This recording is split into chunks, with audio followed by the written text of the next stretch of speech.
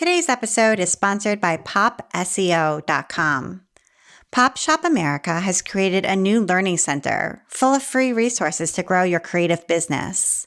If you're a maker, e-commerce shop, or blogger, visit pop-SEO for ebooks, courses, and more.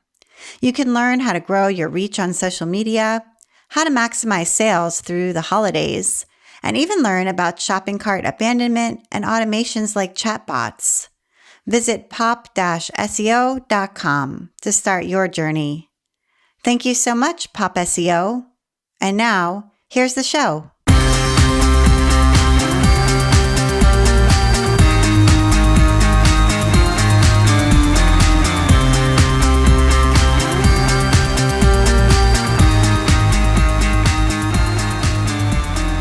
Welcome to episode 140 of the While She Naps podcast. I'm Abby Glassenberg.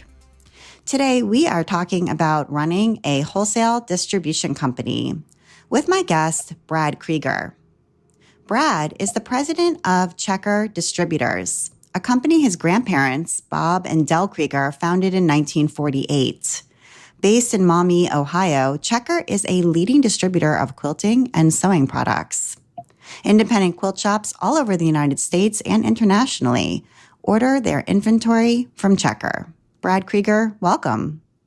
Thanks, Abby. Thank you for having me. Yeah, it's great to talk to you. We met briefly at Quilt Market, and I'm really glad to be able to delve a little deeper and talk to you more about Checker and about your business. So your grandparents started this business back, as we said, in 1948, and they were supplying zippers and thread and yarn and ribbon to stores in Ohio. And I wondered what their story was. Like, how did that happen? How did they get into the sort of notions business back then? Yeah, so my grandfather, Bob Krieger, he was a company salesperson for Coats and Clarks.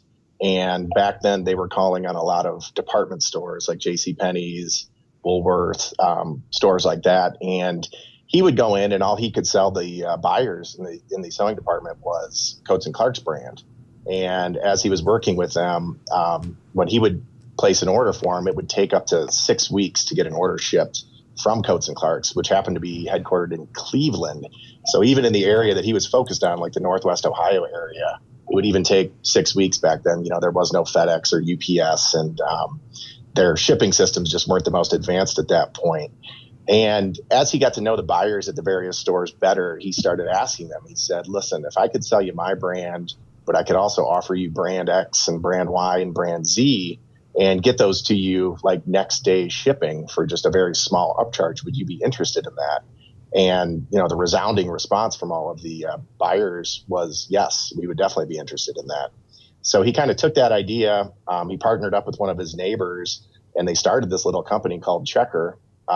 And they started buying other brands. So he would go in and do his sales calls for Coats and Clark's, but then he would also bring out, you know, a secondary briefcase and show them all the other brands that they carried. And he would start getting additional business in addition to the Coats and Clark's. And, you know, that's really the same concept of what Checker is today. You know, we're dealing primarily with very busy quilt shop owners who don't have the time to meet with, 50 to 100 sales reps on an ongoing basis. And they really need one good outlet where they can get, thousands of different types of products. And that's really what Checker is today. But from my grandfather's perspective, Coats and Clark's found out about what he was doing. I bet. Yeah, I think it was about 7 years later. Oh, wow. It took him a while. Okay. Yeah, it took him a while. And so then they found out. And once they found out, he was obviously fired. And he lost his primary job as a Coats and Clark salesperson. And he had to focus his time fully on Checker at that point. I see. So, and do you know how he chose, or he and his neighbor chose the name Checker? Yes. That was actually my grandmother, Del.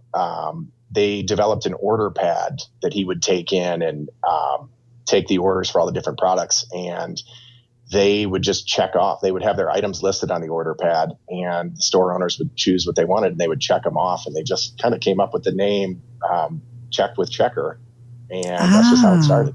Okay. So it's not like playing checkers or like checked fabric. I thought of all these different reasons and none of them are accurate. Okay. So that makes sense. It's almost like when you order sushi, you like when check off on the menu which of these sushis you want. Okay. Yeah, that totally makes sense. All right. Neat. So, so quilt shops didn't exist back then. This was department stores he was calling on. Correct. Yep. Okay. And they were ordering all the notions and things because department stores back then had fabric area, sections and patterns. And, women would go to the department store to buy fabric and notions and patterns. Mm-hmm. Okay. Absolutely. Right. Yep. All right. And that's how it worked back then.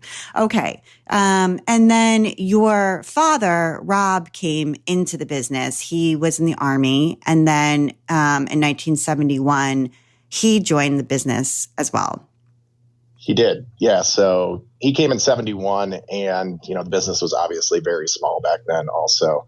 And I believe, they had like less than 10 full-time employees at that point. So my dad came in, learned the business kind of inside and out. And then he was sent on the road and he was out there establishing new accounts all through Ohio and Michigan and Indiana and various places. And he really helped grow it from a very small operation to a much bigger operation through the 70s and 80s and into the 90s. And he worked his butt off. I mean, he was constantly working. And, when he wasn't working in the office, he was still working at home. And he really put in his dues to bring Checker into a much bigger operation than where it was when he started. And what do you remember? I mean, you grew up in that household with him working on this business, growing this business. What do you remember, about it when you were a kid? What did you think about Checker and what did you think about his work? He was a workaholic. I mean, he had to be. I mean, when you're growing a business like that, and he was second generation from a small business. And he was always working, a lot of stress. And, but, I was around quite a bit, they would, just because he was there so much, I was having to go to the warehouse and stuff a lot when I was young. And he would have, various employees would even watch me while he was working. And, some pretty fond memories. There's actually people that work for Checker still to this day that used to babysit me when I was like 5 years old. Wow. So you would come in and they would watch you when you were little and now you're president of the company. Exactly. I used to ride around. They still tell stories about this. I used to ride around the aisles like on a big wheel and I would see employees kind of standing there talking and I would yell at them, get to work or I'll have you fired. Oh my gosh. Yeah. So some of the guys back in the warehouse, they used to mess with me quite a bit. They would pack me in boxes and tape me up and they would throw me off the second level into boxes of batting and all that kind of stuff. So if only we had iPhones back then so we could have gotten some video footage. That's hilarious. Oh yeah. Oh my gosh. That is so funny.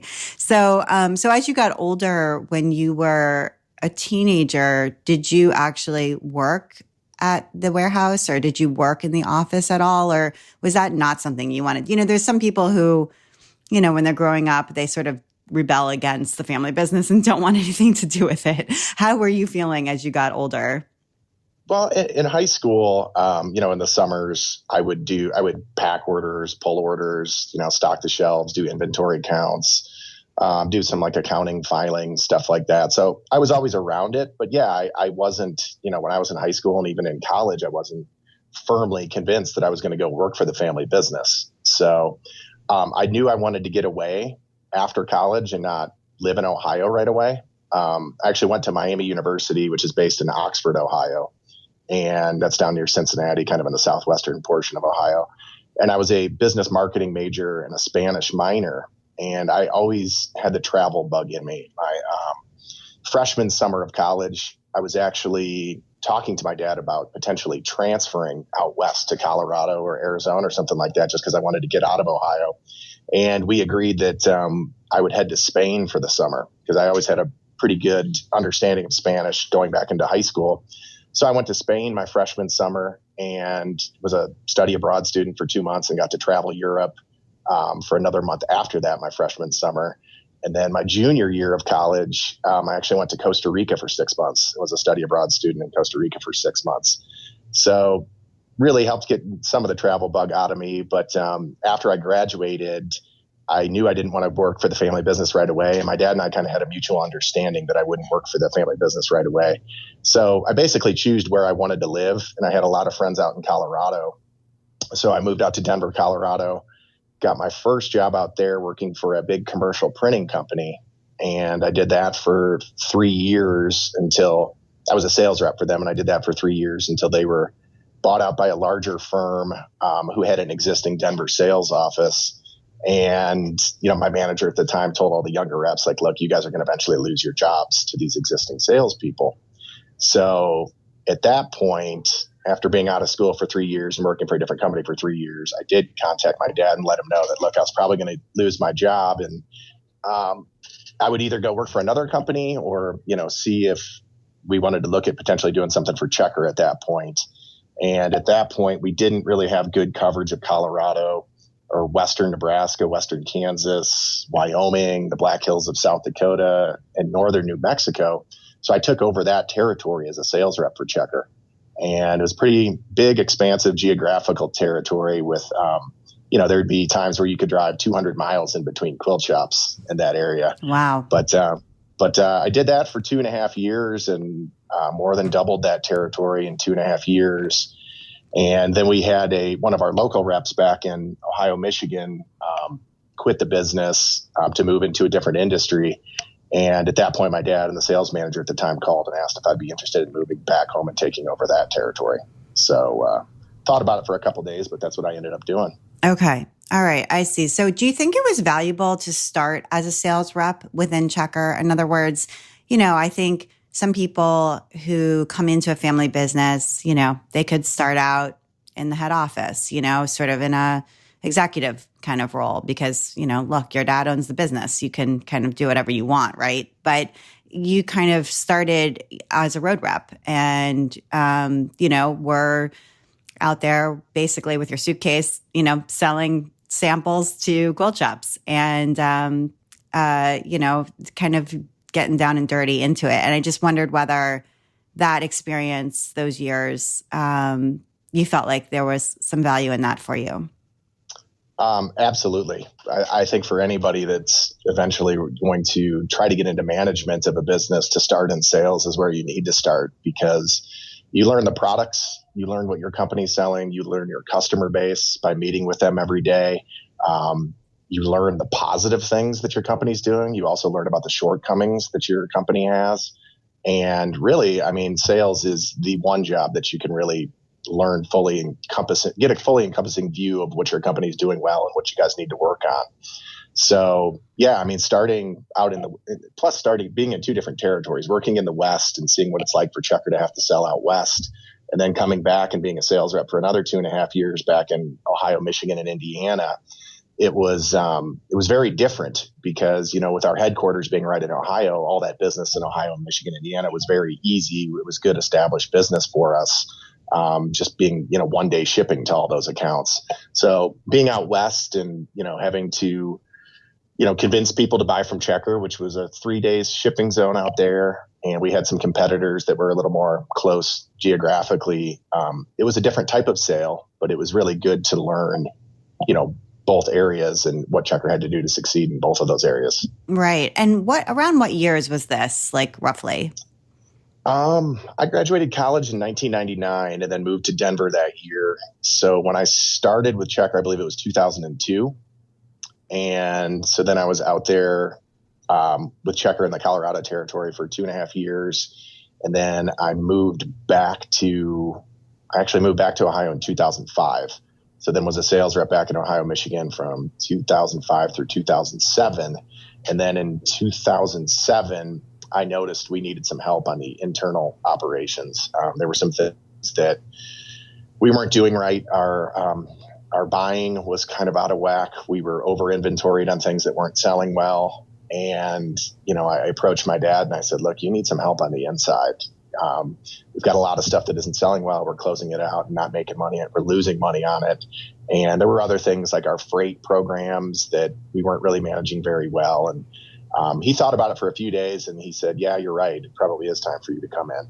I see. And, Right. So you were able to sort of, having experienced it and having experienced what it was like, selling to quilt shops, you were able to notice inefficiencies and then see where you could be of service to the company as a whole, sort of on a bigger, broader level. Absolutely. Okay. I see. And that was also sort of in the early 2000s, quilt shops this was before the internet and before e-commerce really had taken off. And so quilt shops were maybe in a somewhat healthier retail environment than they are now. And so I don't know whether you feel like that was the case at that time, but it's shifted a lot in the last, let's say, 10 years. Absolutely. Yeah. Especially in the last, 3 or 4 years. Yeah.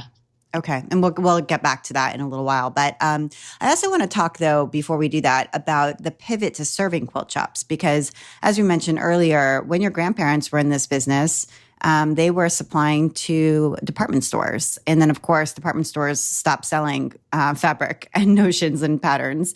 And then, like in the maybe late 1980s, early 1990s, quilt shops didn't exist. And then they sort of came onto the scene. And I'm guessing at a certain point, Checker must have pivoted to quilt shops and realized that if we don't serve them, we're not going to have customers anymore. We're going to have to change and start really catering to quilting, because really it was prior to then more garment sewing. It must have been, and now it's mostly quilting.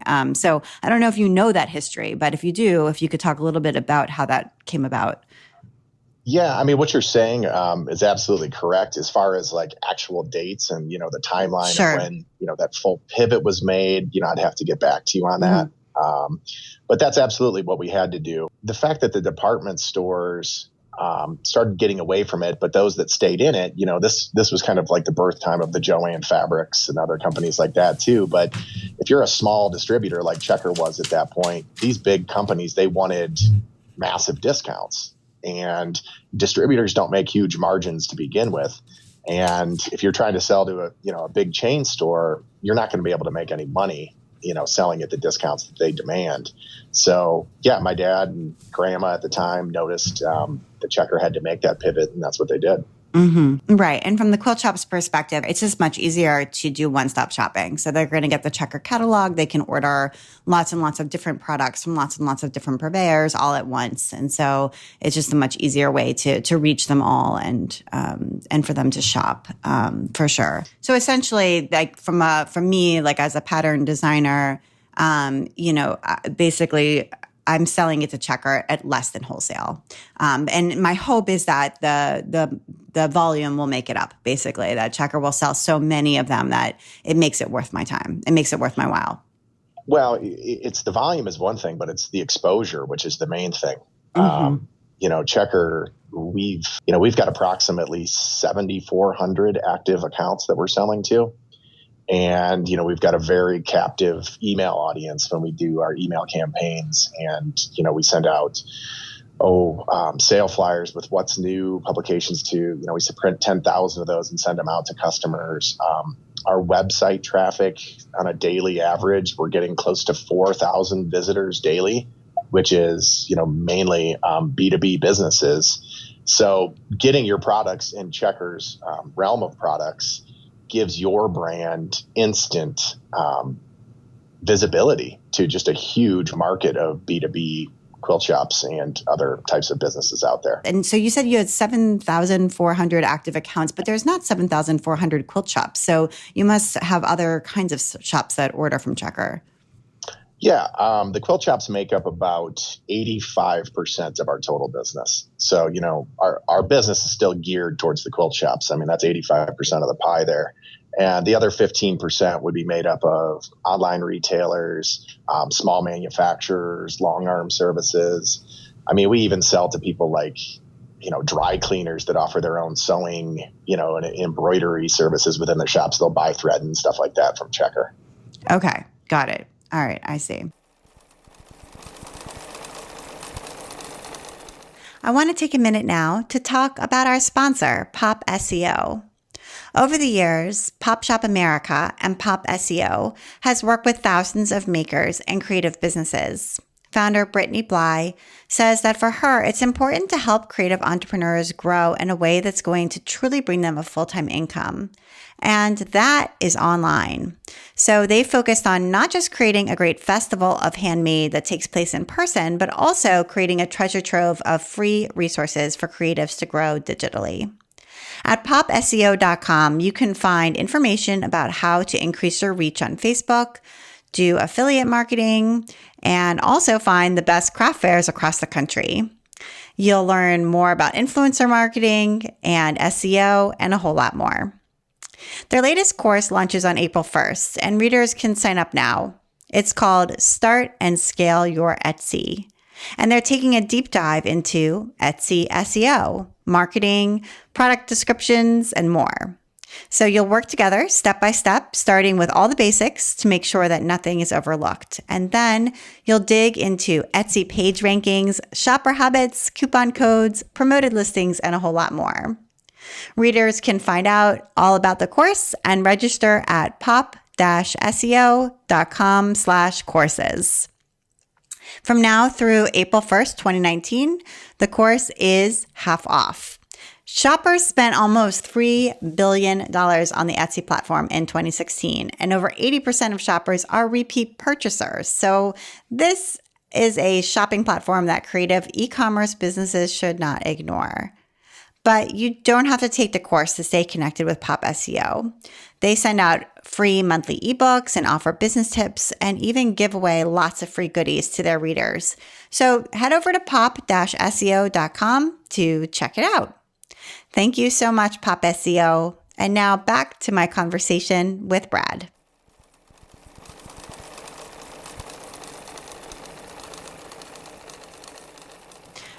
Okay. And then in 1984, the business expanded a little bit more by adding fabrics. So you can also order fabrics from a lot of different fabric manufacturers from Checker. Mm-hmm. Absolutely. Fabric's about 35% of our overall business right now. And as far as the distributors go, we have the most complete portfolio in the industry by a pretty wide margin. There's a lot of major fabric brands. I mean, we pretty much have most of the major fabric brands out there, minus a handful. And, we've added some really big ones in the last few years, like Hoffman and Riley Blake, that have come to Checker, and we're the only distributor in the U.S. that they deal with. But there's others too. Robert Kaufman, we're their primary distributor. Timeless Treasures, Wilmington, we're their only distributor in the U.S. That's a very big line for us. But right down the line, I mean, Michael Miller and Shannon Cuttle and P&B primarily just works with us. And then we've got, we even have Maywood and Henry Glass and Camelot, Enertex, and the rest of them. So, yeah, I mean, fabric's a huge part of our overall portfolio, and it's really growing. Last year fabric was our biggest growth category in the entire company. And one of the nice things about ordering fabric from a distributor is that you don't need to meet the minimum order amounts for each of the fabric manufacturers. So opening an account with a manufacturer, you're going to have a minimum order, and it could be quite high, in the thousands of dollars of just that manufacturer's bolts. So this way you can kind of diversify a little bit more if you're a smaller shop, for example, and just order one or two bolts or just a few bolts from, multiple different manufacturers if you order through Checker. Absolutely. And the other thing about that too is our turn time on orders. So, pretty much every day of the week, we're getting any orders that are placed before 1 p.m. Eastern. We're getting them out the door the same day. And, I'll use like Kona Solids for an example. A shop is placing their weekly notions order with us, but they realize that they need a bolt of Kona Black and they need a bolt of Kona White. Well, if they were going to go direct on that, they may have to order 5 or 6 bolts, and it may take 3 or 4 weeks to get to them. If you order it from Checker, it's going to ship out that day, and you're going to have your bolts, depending on how close you are to us, within a day or 2 or 3 or 4 days. Right. Okay. That makes sense.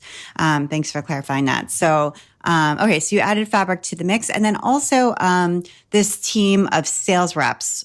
So if you can explain how your sales reps work, or how that works for companies. So some companies have in-house sales reps where they sort of manage it themselves, and then some companies sort of work with sales reps that are not on their own team. They're sort of independent companies. The sales reps are their own independent companies. And then sometimes some companies work with Checker and just have Checker be their sales reps, or Checker handle that. Is that right?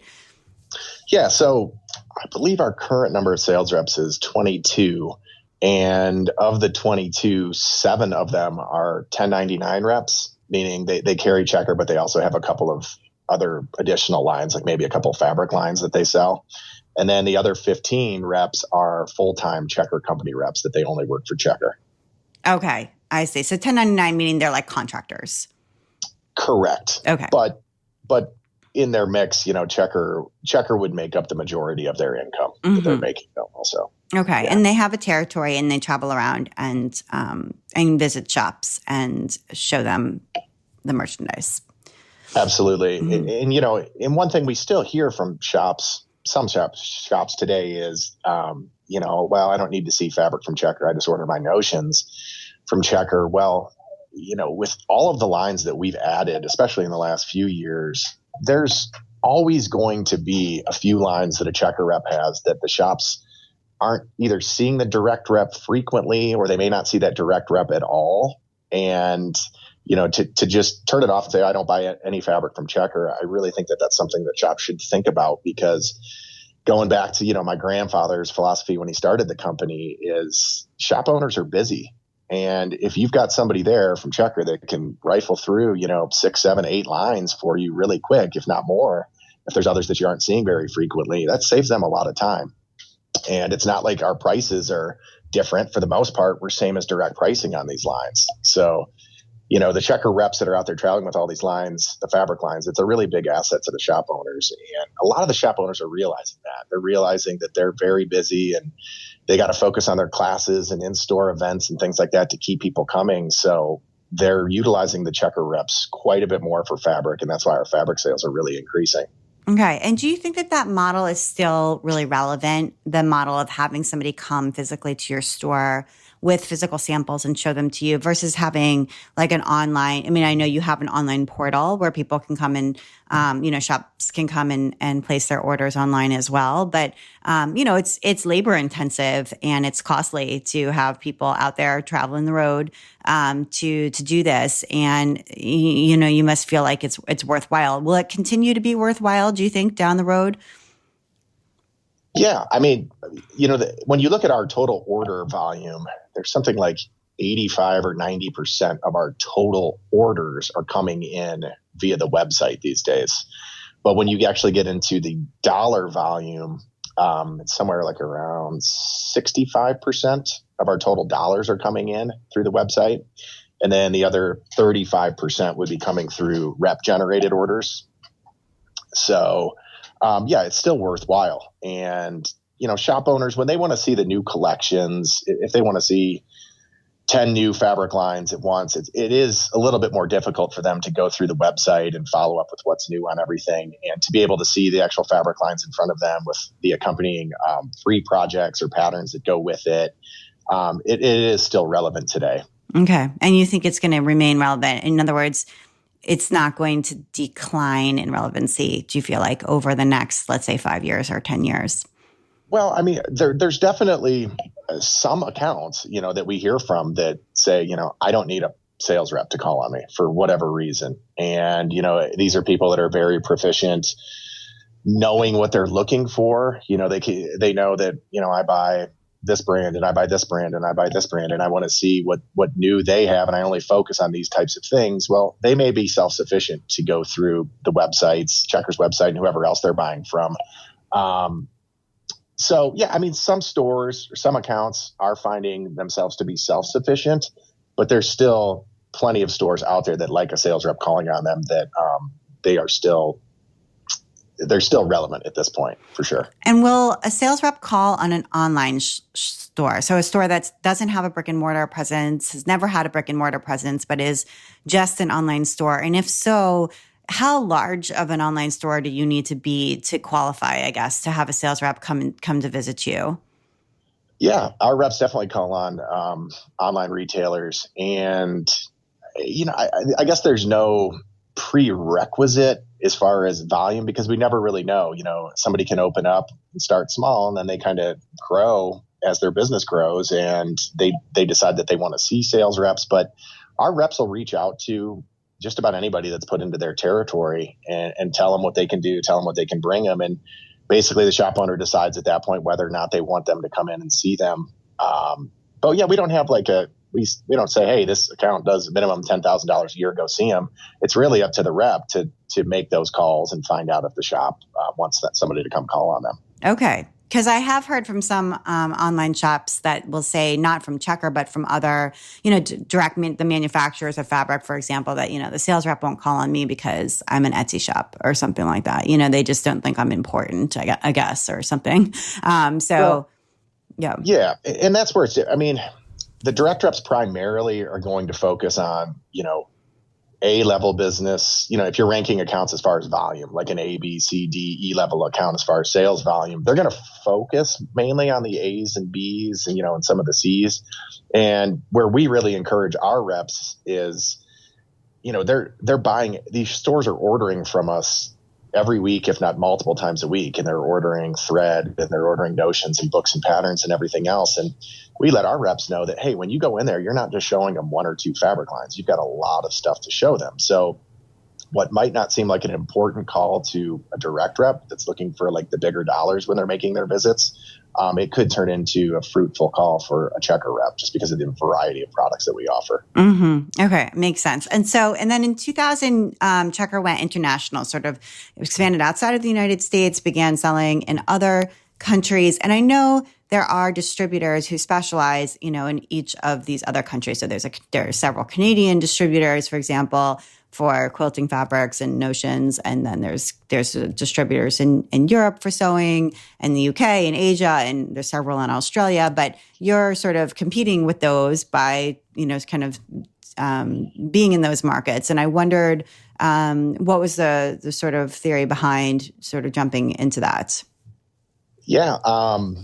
That goes back to, when I was just kind of getting started. Right. So, this was stuff that, my dad, and at the time we had an international sales manager that really got us going internationally, but it had to do with customer demand. We would be at these quilt markets and international stores. People would come up from Australia, Canada, Europe, and just look at our booth and kind of marvel at it and say, oh my gosh, you're one business that offers all of these types of products. We don't have any distributor like that in Australia or in Europe or in Canada that has the variety of brands that you guys carry. And they would say, we would love to open an account with you. And so there was a lot of internal planning on how can we make this work, where we can develop freight programs into these countries that these shops can buy goods from us and still land them in their countries to where it's affordable for them to make sense. And, it started small. And I think when we started with Canada, we were shipping one day a week. What we would do is, say if 10 people had orders from us over the course of a week, one day the following week, we'd combine all their orders together and ship it across as one consolidated shipment. So they would benefit on the weight volume of, everybody's orders combined. And fast forward to today, and we're shipping 5 days a week to Canada on a similar type of freight program, a consolidated freight program, where everybody's orders, they all benefit from the volume of everybody else's orders to bring their freight rates down. Mm-hmm. And it's gotten to the point where, they can order from us, ship it into their countries. It still makes total financial sense for them, even though they're paying freight and duty into their countries, where they don't have anybody like us that offers the full huge selection of all the notions, books, patterns, fabric, and everything else. So that's really how it started. And, today I personally negotiated very hard on behalf of the international quilt shop owners for Canada and for Europe to establish some unbelievable freight programs. Like European accounts, if they're in the EU and they order from Checker, we ship their orders out and they get their orders in 2 to 3 days. Wow. So we actually can ship to, I don't know, Cologne, Germany quicker than we can ship to Los Angeles, California. Mm-hmm. And even with the freight over there and the duty into it, they're still landing these orders at a very attractive price point to where it makes sense for their businesses to order from us all the way over in Ohio. Mm-hmm. Interesting. And I guess maybe the quilting culture in some of these markets is picking up or I mean, I had a podcast guest, Katerina Rochella, not long ago, and she lives in Serbia. And she was talking about, she's a designer for art gallery fabrics. And she was talking about how where she lives, basically there is no word for quilting. That word, the idea of quilting doesn't exist at all. And there's like a word for patchwork, but really there's no culture of quilting. But maybe in some of these markets, it's starting to pick up. Yeah. And I've personally been over into some international shops, and I mean, typically they're going to be a little bit smaller in size than what you see in the US. They don't have quite the selection. I mean, from what I've personally seen is they'll typically focus on, a couple different styles that their shop carries, if it's modern or it's batiks, or, they'll do a couple versus you can go into some of the bigger shops here in the US and they're going to have batiks, and they're going to have children's, and they're going to have reproductions, and they're going to have florals and modern and everything else. From what I've seen in some of the European stores, they don't have the space to carry a huge different selection of everything. So they really focus on like a specific look for their shop. Mm-hmm. And can you talk about the total inventory? I know you mentioned like they would come to Quilt Market and see the booth and see, the sort of total variety and be wowed. So do you know how many items are in the inventory at Checker now? I do. Just about 125,000 active SKUs. And it's from just a little bit shy of 1,000 different brands, suppliers that we carry. Okay. All right. Just to give people kind of a sense of that. And what is needed to open an account? So if people are out there and they're saying, oh, I would like to, add some of this to, let's say, my online shop, for example, and begin to order from Checker, what do they need to have to be eligible to open an account? Well, they've got to have, a business license and tax ID. And the first order that they place with us, I think, is a minimum of $300. And annually, they have to maintain at least $1,200. But, in this day and age of all the e-commerce outlets popping up, our accounting department has gotten more selective on who opens accounts, because when somebody applies, we're asking them to list on their application, are they a brick and mortar store? Are they e-commerce? Are they both? Are they brick and mortar plus e-commerce? Are they a manufacturer? Are they a long arm quilt service company?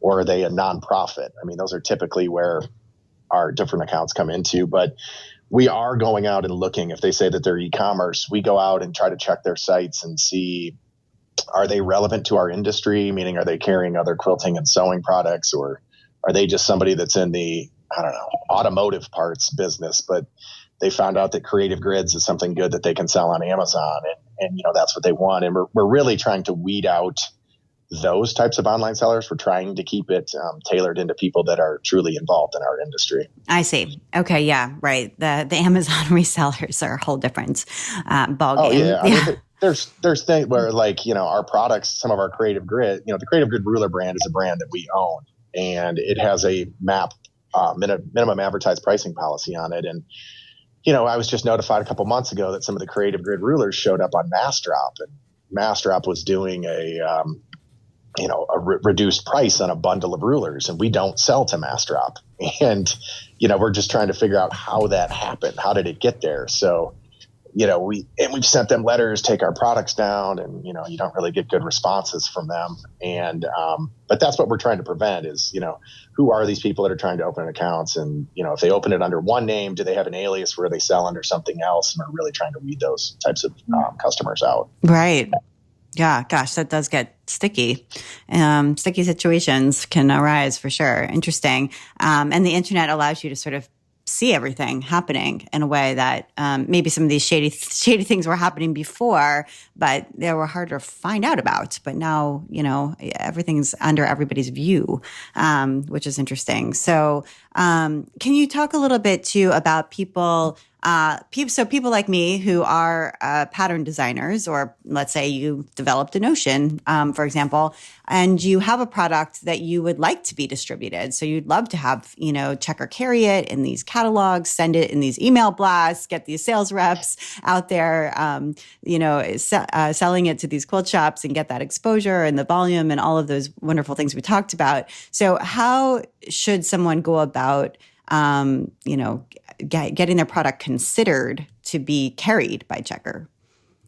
Yeah, we've got a couple senior level buyers here where the new product submissions come into them, and what they're looking for, like if it's a new pattern company, they don't want somebody that just has like one pattern or two patterns. They're looking for somebody that's got a pretty good selection.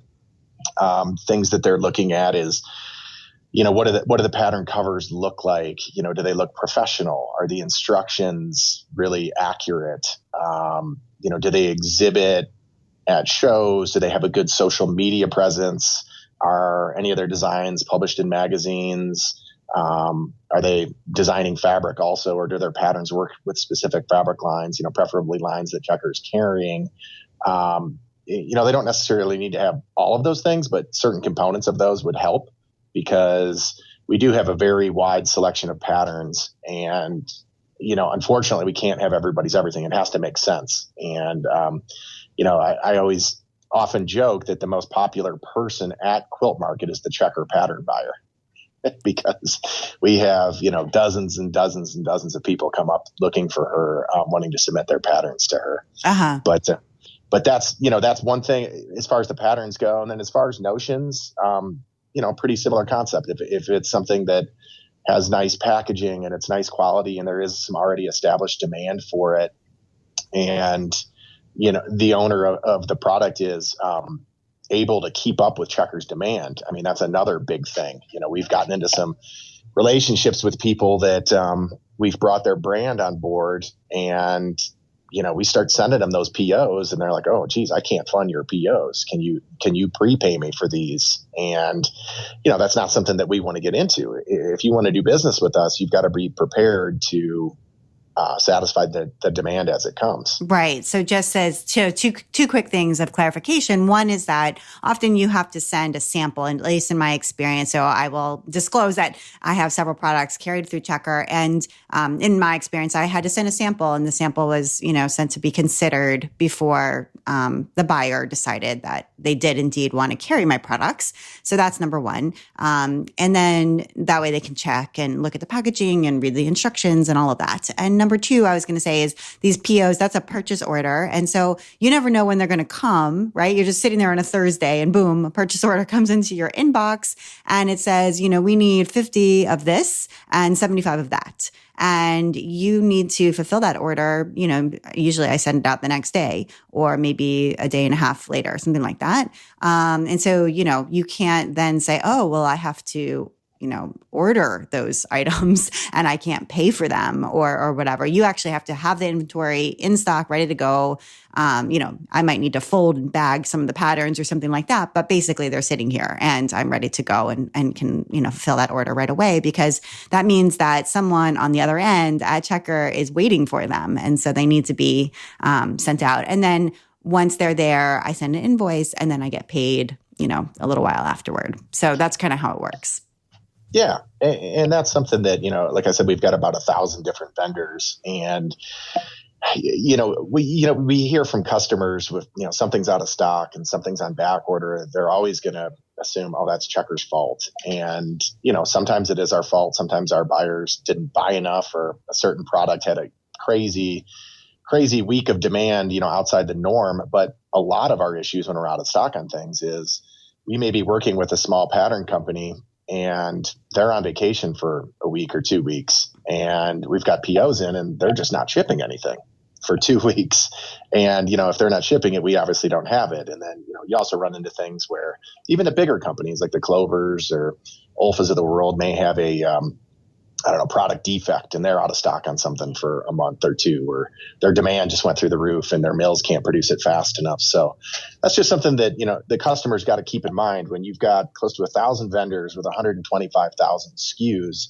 I would like to say that everything is in stock and available to ship every day at all times, but the reality of it is that's just not reality. Right. Okay. Let's talk a little bit about fabric. There's been a lot of talk recently about oversaturation of fabric on the market, quilting fabric I'm talking about now. We've really seen a pickup in the sort of the number of collections that come out, how quickly they come out, how frequently. So instead of maybe coming out in the fall and the spring, now they're coming out 4 times a year. So coming out in the winter and also in the summer.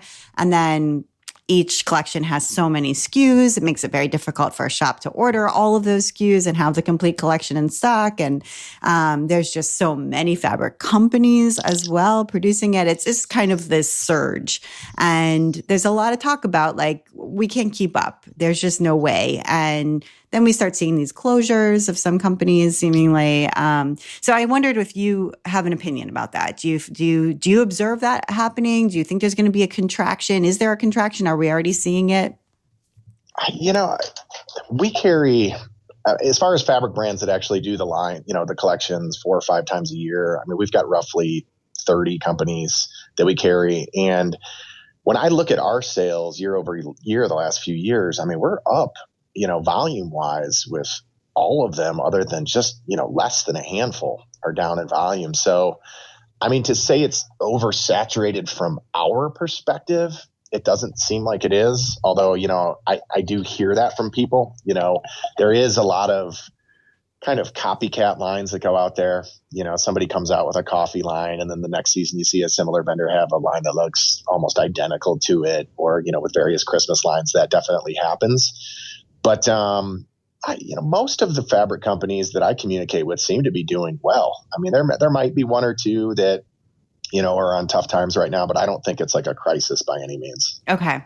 And can you speak a little bit? I know there was a blog post, and Free Spirit just announced just a few weeks ago that, they are no longer, Jaftex, which is the parent company now of Free Spirit, is no longer going to have that brand carried by Checker. They're going to just use their own in-house sales reps and sell it that way. And they're not going to have their fabric carried anymore by Checker. And they made this sort of very public announcement. So I wasn't sure whether you had thoughts about that or sort of an opinion about that decision. Yeah. Just being honest, I wasn't too happy to see that publicly. And I did let them know that. I think it could have been accomplished by just saying they made a business decision to sell direct only and kind of leave it at that.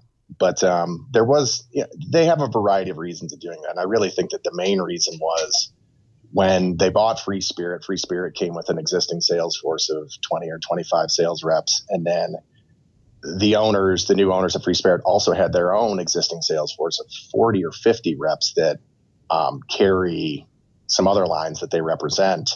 And they gave Free Spirit to those other existing reps back at the fall quilt market. So now they essentially have like 60 or 70 direct reps that are carrying Free Spirit.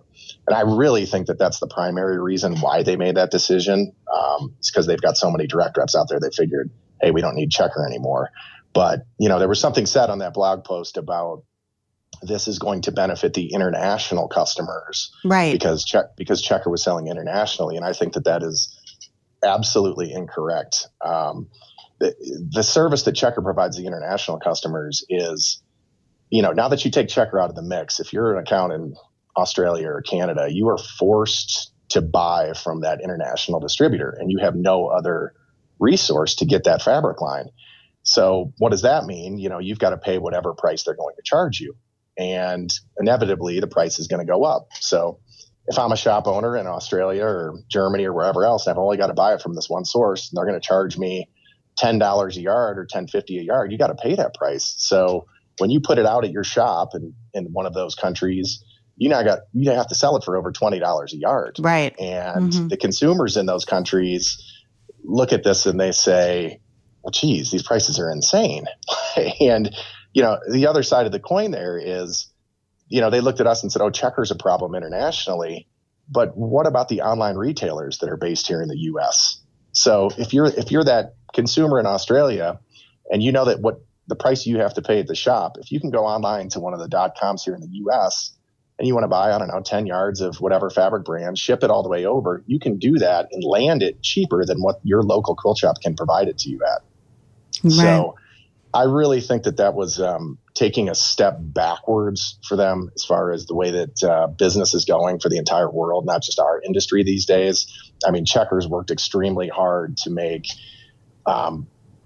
us a huge resource for international customers. And we've put in unbelievable freight programs and are able to give them a huge selection of items that they can land at a reasonable cost. And it helps keep their distributors honest also in regards to pricing. And I've had several international accounts reach out to me about their dismay about that decision. And some of them have said, look, we only buy fabric from Checker anymore. So I guess we're not going to carry that brand anymore. Mm-hmm. So, Okay.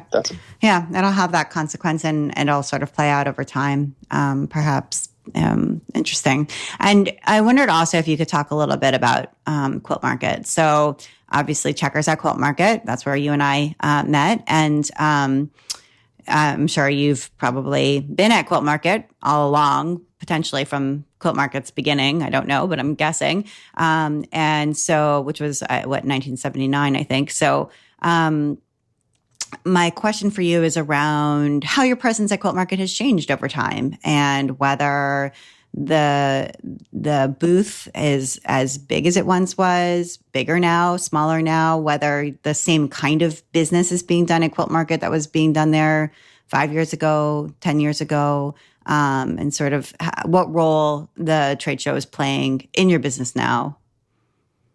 Yeah. So, our booth size, like pretty much everybody else, has decreased kind of significantly. I mean, if you go backwards, I don't know, 7-8 years ago, Checker had as big as 20 booths at every show. And now we're down to 10 booths. So it's about 50% smaller.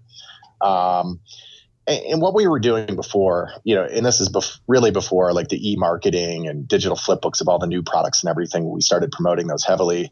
We would literally bring every notion that came out in between the quilt markets, and pretty much every notion, and put them up on all these huge kiosks. And it was a huge undertaking getting all that stuff down there. And I'm very data driven. We make most of our decisions here based on data and stats. And I started looking at all this, I don't know, 4 years ago. And, I had some of our people here say, listen, scan everything that we're bringing to Quilt Market.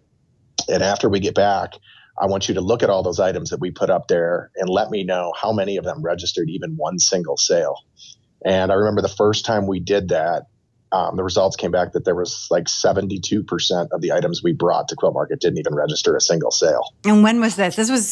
You're talking single sale made during the show. Correct. Okay. Correct. And this is a couple of years ago you did this study. Yeah. The first time I did that, it was probably 4 years ago. Okay. Right. And so, the buyers want to bring everything. The buyer's like, oh, we got to have everybody's everything. And I said, okay, well, my data is telling me that over 70% of the things we brought that were very expensive to bring there. I don't know if you've heard of the bills that you paid to get the freight there and just to bring the things from the back door of the convention center to your booth. It is not cheap. Yeah, it's extremely expensive to get the freight onto the show floor and into your booth.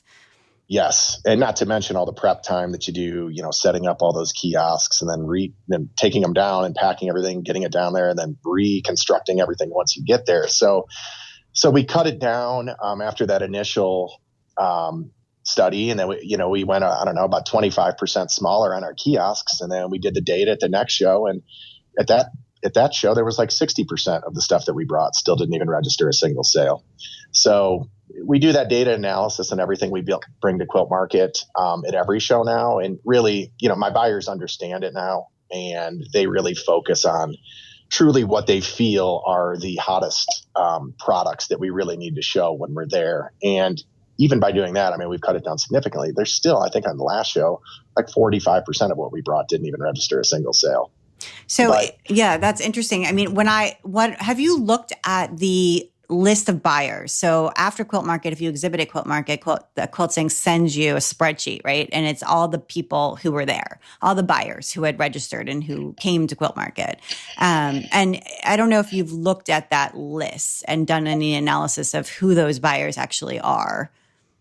Yeah, we do. And I mean, basically our customer service department looks at it and looks for any account or any stores that aren't checker accounts. And then from there, we reach out to them, send them a new account packet and see if they want to open an account with us and tell them all about checker. Okay. That's basically what we do with that.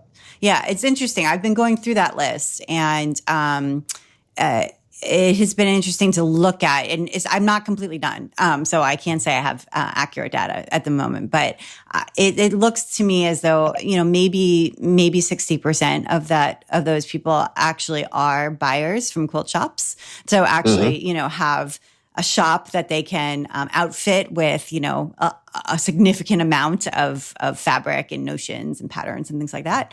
And the remaining 40% are not. They are people who have a business that does not require them to purchase a significant amount of any of those things, even though they do have a buyer's badge. So either they're a very tiny manufacturer, or they own a store that's a completely different kind of store, or they're actually just an artist who somehow ended up with a buyer's badge, or they're just people who don't actually qualify as a quilt shop owner, and it's interesting. So the question sort of is how much are those leads worth? So yeah.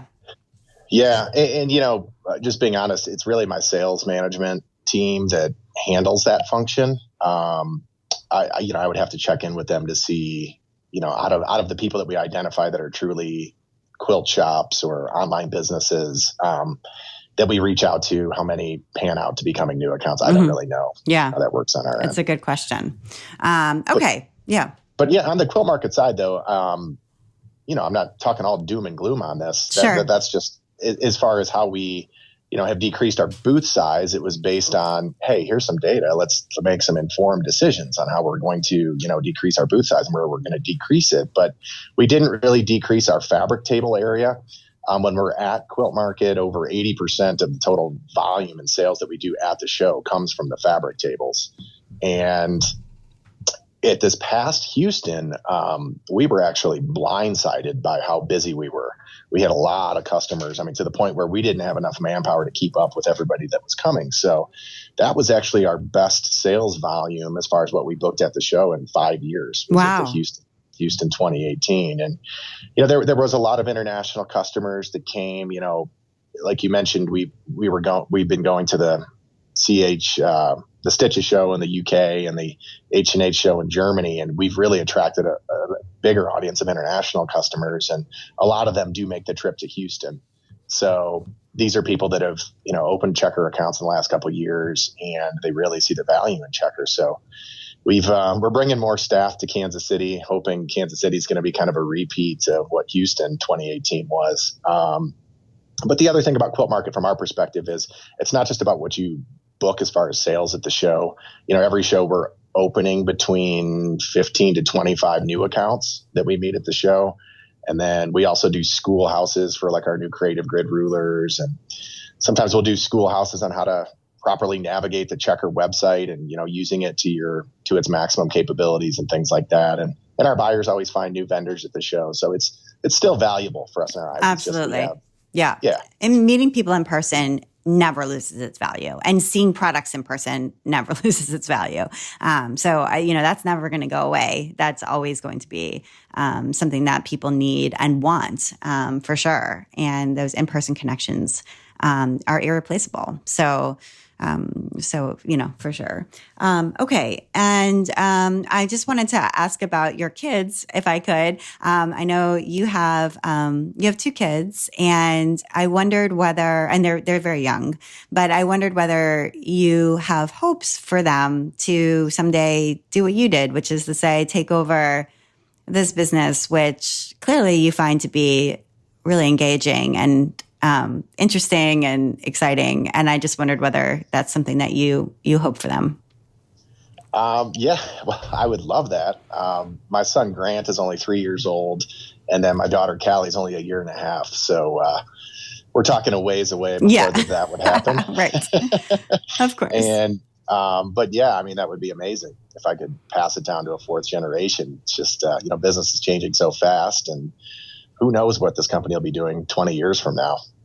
Right. But yeah. I wondered whether you see, I mean, you all had to pivot to quilting. Do you see a pivot coming in the future to something else? Not really. I mean, from our end, Checkers had very, very steady growth, even through the kind of downturn, in the economy a few years back.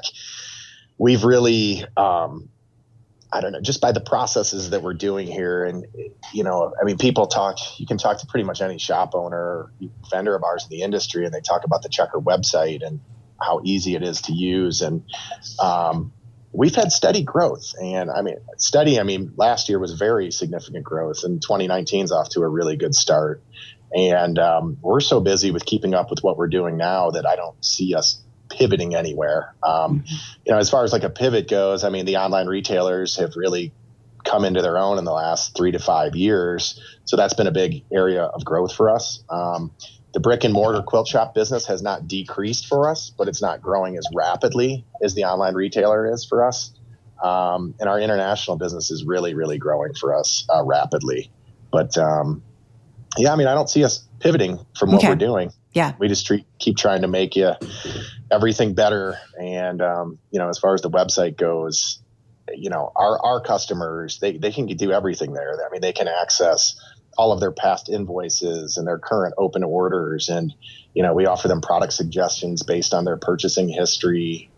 If they're looking at a particular item, we'll tell them right there, hey, you ordered this item on January 15th and you ordered 10 of these. And, there's in stock icons on there. So if you're a shop owner and you don't want to wait on something or like a fabric and you're like, hey, I need reds in my store, there's an in stock icon on our website that you can click on, and then you can just type red fabric into the search bar. And it's going to bring up hundreds of red fabrics that we have in stock right now.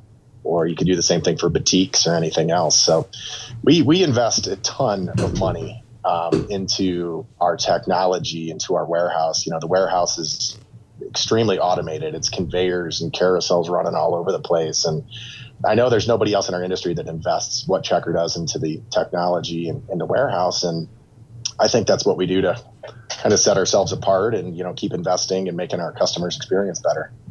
Great. That sounds great. Well, I want to make sure we get to your recommendations. And you have kind of, rather than crafty recommendations, kind of leisure time recommendations. And one of them is really around sports. I know you're a big sports fan. So do you want to just talk a little bit about kind of the sports that you enjoy, either as a spectator or as a participant? Yeah, well, I grew up playing primarily hockey and baseball my whole life. And then I actually played 2 years of college club hockey at Miami University. So I'm a big hockey fan. We're in the Toledo area. We're just an hour south of Detroit. So I'm a really big Detroit Red Wings fan. And then when it comes to, the sport that I guess I'm most passionate about watching, it would be college football and Ohio State. I'm a crazy, crazy Ohio State fan. All the way to, following who they're recruiting out of high school and everything like that. And, growing up in the Toledo area, we're just, 10 minutes from the Michigan border. Where we're at is kind of the epicenter of the Ohio State-Michigan rivalry, because Ann Arbor, where Michigan's at, is only 45 minutes from us, and Columbus, where Ohio State's at, actually about 2 hours and 15 minutes. So growing up, that rivalry is pretty much instilled into your brain, especially in this area. You're either an Ohio State or Michigan fan, and it's pretty intense. Okay, got it. Yeah. All right. So I'm like not a sports fan, so I can't really relate, but I understand the passion because I do live in like Red Sox crazy mania area. So I get it because I like live around it, but I'm like not a participant in it. So, and then you and your wife like to travel as well. So I know you had said you like to travel when you were in college, and it sounds like you still like to travel. Have you been anywhere interesting recently? Recently with the kids, we haven't been able to do like any international trips or anything like that. Although actually we did go up to Montreal just for a weekend last summer. Oh, nice. My first time. It was my first time in Montreal, and that's a great city. I'd never been there. Unbelievable food and scenery and nightlife and everything. We actually got to meet up with the guys that own Camelot Cottons. Oh yeah, the fabric company. Yeah, they're based out of Montreal, so we got to go out with them and went on a hike with Phil, who works up there, and then went out to dinner with Steve Haupt, who's the president, and that was fun. Those guys are good buddies of mine, good vendors and good buddies.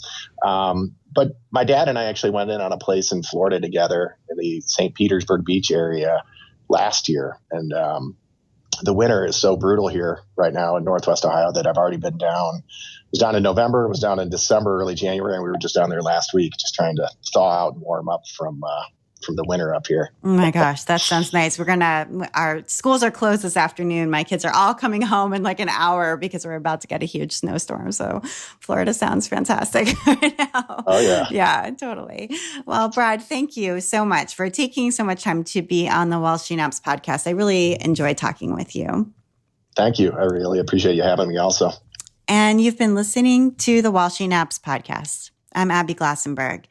Visit my blog, wholesalenaps.com, where you can sign up for my email newsletter to get the best in sewing, blogging, and small business delivered right to your inbox each week. This episode of the While She Naps podcast was sponsored by popseo.com, who wants you to grow your creative business. Their next e-course, Start and Scale Your Etsy, begins online on April 1st. Registration's half off until then, so you can head over to popseo.com to check it out and also get free resources on their website.